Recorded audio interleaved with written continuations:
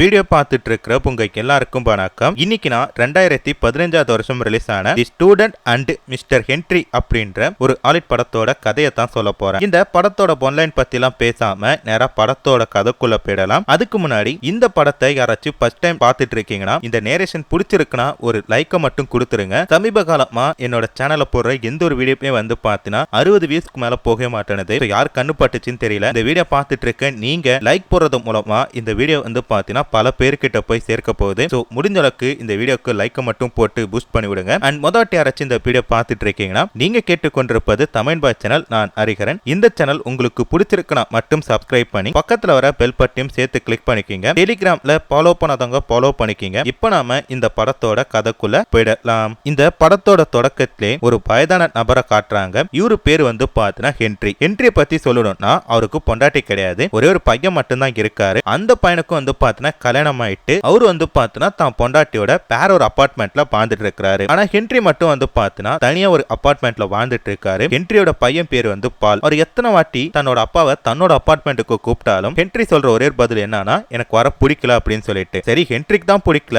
பாலாச்சு தான் குடும்பத்தோட வந்து இங்க தங்கலாமே அப்படின்னு சொல்லி பார்த்தா அது பாலுக்கு பிடிக்கல. இப்படி அப்பாவும் பையனும் வந்து பாத்தீங்கன்னா எலியும் பூனை இருக்கிறது. பாலுக்கு வந்து பாத்தீங்கன்னா லைட்டா பைத்துல புளிய கரைக்குது. ஏன்னா அப்பா சும்மாவே இருக்க மாட்டாரு, ஏதாச்சும் பேசி ஏதாச்சும் பிரச்சனை இழுத்து விட்டுறாரோ அப்படின்ற மாதிரி சொல்லி பயந்துட்டு இருக்காரு. அதனால வந்து பாத்தீங்கன்னா இந்த வீட்டுல ஏதாச்சும் ஒரு காலேஜ் படிக்கிற பையன் இல்ல பொண்ணு தங்க வைக்கலாம் அப்படின்ற மாதிரி சொல்லிட்டு ஒரு ஐடியா வருது. அந்த ஐடியா போய் அவங்க அப்பா கிட்ட சொல்றப்ப அவங்க அப்பா என்ன சொல்றாருன்னா என்னோட வீட்டுல என்ன தவிர வேற யாரும் இருக்கக்கூடாது அப்படின்ற மாதிரி சொல்றப்ப எப்ப உனக்கு நான் பைத்தியமா பிடிச்சிட்டு இருக்கு, நானும் வந்து பாத்தீங்கன்னா வெளில தங்கிட்டு இருக்கேன், என் கூடிய நீ வந்து தங்க மாற்ற, சரி நானும் வந்து உன் கூட தங்க மாற்றேன் தான், எதுக்கு இந்த மாதிரி இது பண்ண மாற்ற, திடீர்னு நைட்டு தூங்கிட்டு இருக்கும் போது ஹார்ட் அட்டாக் வருது, அப்படி வரும்போது யாராச்சும் உன்னை காப்பாத்துறதுக்கு வேணும்ல, இல்ல நீ செத்துக்கிட்டு போயிட்டீங்கன்னா என்ன பண்றது, தனியா இருக்கிறப்ப பேச்சு துணைக்கு ஆள் வேணும்ல அப்படின்ற மாதிரி சொல்லிட்டு அவங்க அப்பாவோட மனசை மாத்த பாக்குறாரு. ஓரளவுக்கு ஏத்துக்கிட்ட ஹென்றி என்ன பண்றாருன்னா சரி பர சொல்லு அப்படின்ற மாதிரி சொல்லிட்டு போறாரு. அதுக்கடுத்த பால் என்ன பண்றாருன்னா இந்த வீட்டுல ஒரு அபார்ட்மெண்ட்ல ஒரு வீட்டுல வந்து பாத்தீங்கன்னா உள்வாடைக்கு விடுறோம், விருப்பம் இருக்கிறவங்க பாங்க அப்படின்னு சொல்லிட்டு குறைஞ்ச விலைக்கு வந்து பாத்தீங்கன்னா நோட்டீஸ் அடிச்சு ஒட்டுறாரு. இதுக்கு அடுத்ததா இந்த படத்தோட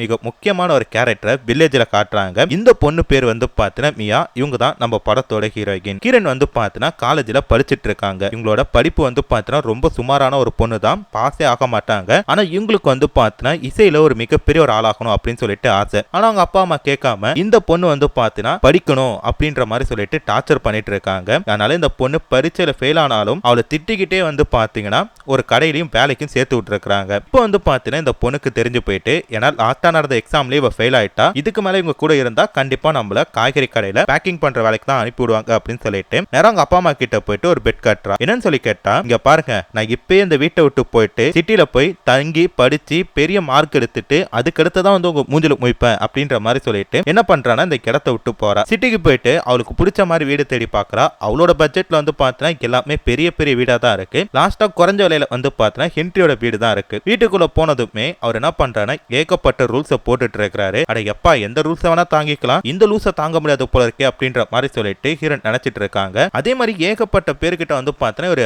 அப்பாயின்மெண்ட் கொடுத்திருப்பாரு. ஒரே நேரத்துல வந்து பாத்தீங்கன்னா வீட்டுல ஏகப்பட்ட பேர் இருக்காங்க. அப்ப வந்து பாத்தீங்கன்னா எல்லாருமே வெளில போ சொல்லிட்டு மியாவை மட்டும் வந்து பாத்தீங்கன்னா இந்த வீட்டுல தங்கறதுக்காக அனுபவிக்கிறாரு. ஆமா எதுக்கு இந்த பொண்ணை மட்டும் அனுமதிக்கிறாரு, ஏதோ காரணம் இருக்குமே அப்படின்ற மாதிரி நம்ம யோசிச்சா அப்படியே கொஞ்சம் கொஞ்சமா நூல் பிடிச்சி நம்ம கதைக்குள்ள போறப்பதான் தெரியுது இந்த பொண்ணு வீட்டுக்குள்ள வந்ததுமே வந்து பாத்தீங்கன்னா நீ இந்த இடத்துல நிக்க கூடாது, அங்க பேசக்கூடாது, அங்க சிரிக்க கூடாது, ஒட்டு மொத்தத்துல இந்த வீட்டுல நீ இருக்கவே கூடாது அப்படின்ற மாதிரி சொல்லிட்டு ரூல்ஸை போட்டுட்டு இருக்காரு. அது மட்டும் இல்லாம இந்த பொண்ணு கிட்ட வந்து பாத்தீங்கன்னா ஒரு புக்கு கொடுத்து இதுல வந்து பாத்தீங்கன்னா இந்த வீட்டோட ஒட்டுமொத்த ரூல்ஸ் இருக்கு, இதை எல்லாத்தையுமே நீ படிச்சுக்க, அண்ட் இது மட்டும் இல்லாம உனக்கு இப்போ நான் ரூல்ஸை மாத்துவேன் அப்படின்ற மாதிரி சொல்லிட்டு போறாரு. சரிமா 3 மாசத்து வாடகை எடுத்து வந்திருக்க அப்படின்னு சொல்லிட்டு அடுத்த கேள்வி கேட்கிறப்பதான் இந்த பொண்ணு கிட்ட சுத்தமா பணம் இல்ல அப்படின்றது தெரிய வருது. என் கிட்ட வந்து பாத்தீங்கன்னா 1 மாசத்துக்கான வாடகை இருக்கு, அது தரட்டுமா அப்படின்ற மாதிரி சொல்லி கேட்கிறப்ப உன்னோட கஷ்டத்தை தெரிஞ்சுதான் இந்த வீட்டை நான் கொடுத்தேன், ஆனா 1 மாசம் வாடகை அப்படின்றது எனக்கு கம்மி, நீ என்ன பண்ற ஒட்டுமொத்த பணத்தையும் கொடுக்க முடிஞ்சா கொடு, இல்லனா இந்த இடத்த விட்டு போயிடு அப்படின்ற மாதிரி சொல்றப்ப பெட் கட்டிட்டு வந்துட்டோம், இவன் என்னமோ நம்மள பெல்ல போ சொல்றான், நம்ம தலையிட்டையும் இப்படி இருக்கு அப்படின்ற மாதிரி இந்த பொண்ணு யோசிச்சுக்கிட்டு என்ன பண்றானா இவன் கிட்ட கொஞ்சம் அப்படி இப்படி இருக்கிற மாதிரி ட்ரை பண்ணுவோம், மேபி அதனால கூட வந்து பார்த்தா அவன் பணத்தை குறைக்கலாம் அப்படின்ற மாதிரி சொல்லிட்டு பார்க்க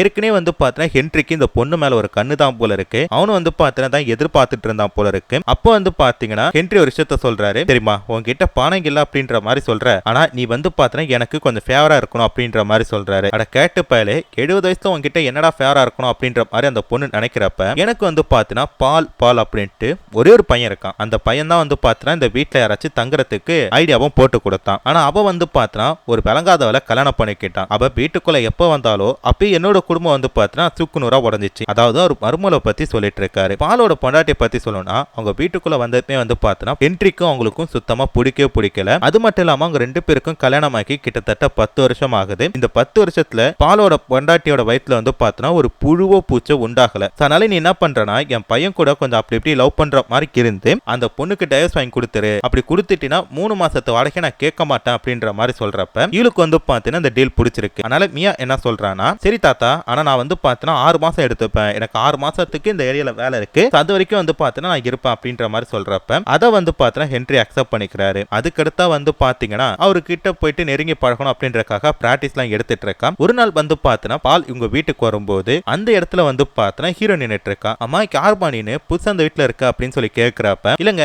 இந்த வீட்டுல நான் வாடகை இருக்கேன் அப்படின்ற மாதிரி சொல்றா.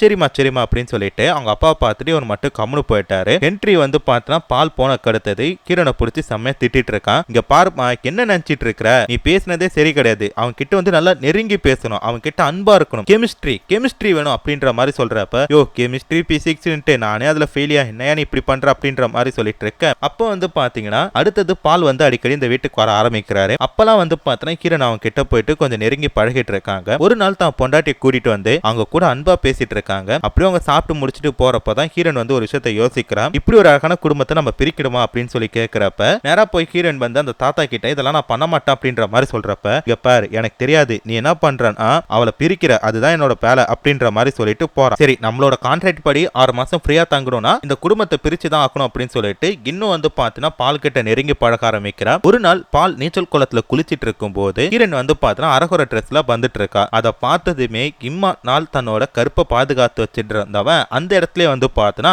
அதை விட்டுட்டான். வேற ஹீரோன் கிட்ட போயிட்டு வாய 2 பேரும் கொஞ்சம் அப்படி இப்படி இருக்கலாம்னு சொல்லி கூப்பிடுறப்ப டேய் உன பாலு நினைச்சேன், ஆனா நீ இப்படிப்பட்ட பீரா இருக்கடா அப்படின்ற மாதிரி சொல்லி ஹீரோன் நினைச்சிட்டு இருக்க. அப்படியே வந்து பாத்திர நாட்கள் கொஞ்சம் கொஞ்சமா போயிட்டு இருக்கு. இதுல வந்து பாத்திர ஹீரோன் பரீட்சையில ஃபெயிலா வேற ஆயிட்டா. என்ன படிச்சோம் என்ன எழுதணும் அப்படின்ட்டு தெரியாம ஃபெயிலா போயிட்டா. இதை நினைச்சு ஹீரோன் ஃபீல் பண்ணிட்டு இருக்கும் போது அந்த இடத்துக்கு வந்து பாத்தினா அந்த தாத்தா வந்துட்டு கவலைப்படாதமா, பரீட்சையில ஃபெயில் ஆனா வாழ்க்கையில ஃபெயிலா போயிட்டதா அர்த்தமா என்ன? நிறைய பேரு பரீட்சையில ஃபெயில் ஆயிட்டு வாழ்க்கையில பாஸ் ஆனவங்களும் இருக்காங்க, படிக்காத மேதையெல்லாம் இல்லையா அப்படின்ற மாதிரி சொல்லி பெருமையா பேசிட்டு இருக்கப்ப உனக்கு வந்து பாத்தீங்கன்னா இசைனா ரொம்ப பிடிக்கும், அந்த இசையில கவனத்தை செலுத்து, இசையில புதுசா ஒரு உருவாக்கு அப்படின்ற மாதிரி சொல்றப்ப இல்ல எங்க அப்பாவுக்கு வந்து பாத்தீங்கன்னா அதெல்லாம் சுத்தமா பிடிக்காது, நான் வந்து பாத்தீங்கன்னா நல்லா படிச்சு நல்லா வேலைக்கு போகணும் தான் எங்க அப்பா ஆசைப்பட்டாரு அப்படின்ற மாதிரி ஹீரோன் சொல்றப்ப அட பைத்தியக்காரி, பெத்த புள்ளையோட ஆசையை புரிஞ்சுக்காதவெல்லாம் ஒரு அப்பனா சொல்லு, அவெல்லாம் அப்பனே கிடையாது, சரியான குப்பை, நீ உனக்கு பிடிச்சத பண்ணு, உனக்கு சப்போர்ட்டா நான் இருக்கேன், அந்த குப்பையை பத்தி நீ யோசிக்காத அப்படின்ற மாதிரி சொல்றப்ப இந்த விஷயத்தை கேட்டுமே ஹீரோன் செம்ம கடுப்பாயிட்டு யோ பெருசே என்ன நினைச்சிட்டு இருக்க, எங்க அப்பனை பத்தி எல்லாம் தப்பா பேசிட்டு இருக்க, எங்க அப்பா எப்பேற்பட்டவர் தெரியுமா அப்படின்னு சொல்லிட்டு அவங்க அப்பாவை பத்தி பேசிட்டு இருக்காங்க.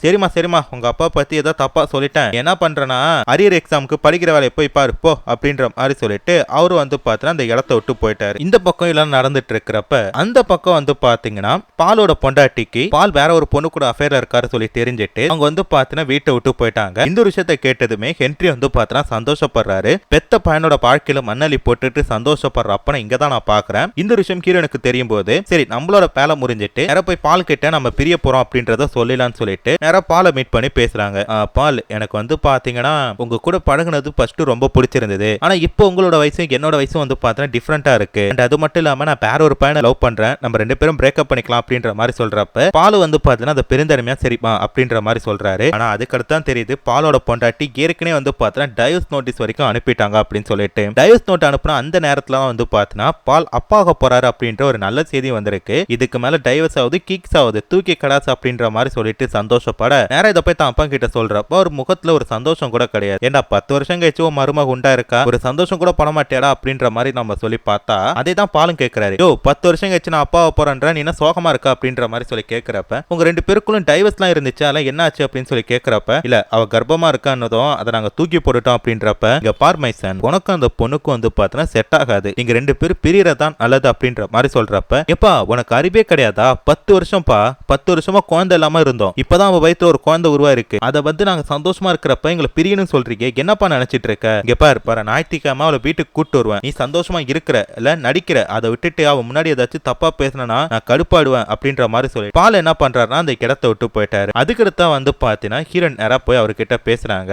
அன்னைக்கு நான் பரீட்சையில ஃபெயில் ஆயிட்டேன், எனக்கு பிடிச்சது செய் அப்படின்னு சொல்லிட்டு நீங்க அட்வைஸ் பண்ணீங்களே, ஆனா எங்க அப்பாவுக்கு அது பிடிக்காதுன்றப்ப எங்க அப்பா பார்த்து அப்படி திட்டினீங்கல்ல, ஆனா இப்ப நீங்க என்ன பண்ணிட்டு இருக்கீங்க, உங்க பையனுக்கு பிடிச்சதா அவர் பண்றப்ப ஏன் அதை உங்களால ஏத்துக்க முடியல அப்படின்னு சொல்லிட்டு இந்த பொண்ணு வந்து பாத்தீங்கன்னா பூமர் மாதிரி பேசிட்டு இருக்கா. அப்ப இந்த பூமர் குட்டி என்ன சொல்றான்னா, எனக்கு பிடிச்சதை நான் செய்றேன், அதே மாதிரி உங்க பையனுக்கு பிடிக்கிற செய்யுமே தாத்தா அப்படின்ற மாதிரி சொல்லிட்டு அவ போறா. 20 வருஷமா வந்து பாத்தீங்கன்னா திருந்தாத இவளை 20 நிமிஷத்துல இந்த பூமர் குட்டி திருத்திட்டா அப்படின்ற மாதிரி சொல்லி சந்தோஷப்பட்டு ஞாயிற்றுக்கிழமை அவங்க மருமக வரும்போது அவங்கள பார்த்து சந்தோஷமா வரவேற்கிறாரு. எனக்கு பேரனோ பேத்தியோ வரப்போகுது, அதை நினைச்சு நான் ரொம்ப சந்தோஷமா இருக்கேன் அப்படின்ற மாதிரி சொல்றாரு. பரவாயில்லைக்கே, எங்க அப்பனுக்கு பால் ஊத்துற நேரத்துலயாச்சும் நல்ல அறிவு கொடுத்தியே அப்படின்ற மாதிரி சொல்லிட்டு அவர் யோசிச்சுட்டு இருக்க, அடுத்தவங்க எல்லாம் வீட்டுக்கு போன கருத்தது நிறைய ஹீரோனுக்கு வந்து பாத்தீங்கன்னா லண்டன்ல இருக்க ஒரு மியூசிக் காலேஜ்ல வந்து பாத்தீங்கன்னா ஒரு சீட் வாங்கி கொடுக்குறாரு. பாரு, உனக்கு இந்த சாதாரண படிப்புலாம் செட் ஆகாது, உனக்கு மியூசிக் தான் ரொம்ப பிடிக்கும், அதை போய் செய் போ. என்னடா திடீர்னு நல்லவனா ஆயிட்டேன் அப்படின்னு சொல்லி பாக்குறியா, 20 வருஷமா திருந்தாத என்ன வெறும் 20 செகண்ட்ல திருத்திடி பூமர் குட்டி. அந்த பூமர் குட்டிக்காக நான் கொடுக்குற பிரைஸ் தான் இது, உங்க அப்பன்ட்ட போய் சொல்லு, ஆனா ஒத்துக்க மாட்டான், ஆனா நீ பேசுறதெல்லாம் இருக்கு அப்படின்ற மாதிரி சொல்ல ஹீரோனும் சந்தோஷமா என்ன பண்றாங்கன்னா அந்த சீட் எடுத்துட்டு போய் அவங்க அப்பா கிட்ட கொடுக்குறாங்க. ஆக்சுவல் அவங்க எதிர்பார்த்த மாதிரி தான் அவங்க அப்பா வந்து பாத்தீங்கன்னா அதை பத்தி பெருசா எடுத்துக்கவே இல்லை, இந்த படிப்பு தான் முக்கியம் அப்படின்ற மாதிரி சொல்லிட்டு செம்மையா அக்ரிமெண்ட் பண்ணிட்டு இருக்காரு. ஆனா ஹீரோன் வந்து பாத்தீங்கன்னா உனக்காகவும் பொண்டாட்டிக்காகவும் எனக்கு பிடிச்ச வாழ்க்கையை என்னால சாட்டிஸ்ஃபை பண்ண முடியாது, அடுத்தவன் இதை சொல்றான் இவன் சொல்றான் அப்படின்னு சொல்லிட்டு என்னால வாழ முடியாது, எனக்கு பிடிச்ச மாதிரி தான் இருப்பேன், உங்களுக்கு இஷ்டம் தான் என்ன புள்ளையா வச்சுக்கீங்க, இல்லனா என்ன விட்டுருங்க அப்படின்ற மாதிரி சொல்லிட்டு ஹீரோன் வந்து பாத்தீங்கன்னா சந்தோஷமா லண்டன் போயிட்டு அந்த லண்டன்ல போய் காலேஜ்ல மியூசிக் படிச்சிருக்காங்க அப்படின்ற மாதிரி சொல்லி காட்டி இந்த படத்தோட கதையை முடிச்சிட்டாங்க. சோ எப்படி இருந்துச்சு இந்த படத்தோட கதை? அடுத்தவன் அதை சொல்றான் இவன் இதை சொல்றான் அப்படின்ட்டு நம்ம எதையுமே பேசணுங்க, நமக்கு என்ன பிடிக்கும் அதை பத்தி நம்ம பேசினா போதும். சோ கண்டிப்பா இந்த படத்தோட கதை உங்களுக்கு பிடிச்சிருக்கும். அப்படி பிடிச்சிருந்தா மறக்காம அதை கமெண்ட்ல சொல்லிட்டு போங்க. நீங்க சொல்ல போற கமெண்ட் எனக்கு அடுத்தடுத்த வீடியோ கால் போறதுக்கு ரொம்பவே ஹெல்ப்ஃபுல்லா இருக்கும். அடுத்து இன்னொரு சூப்பரான வீடியோல பாக்குறேன். அது வரைக்கும் டாடா பை பை.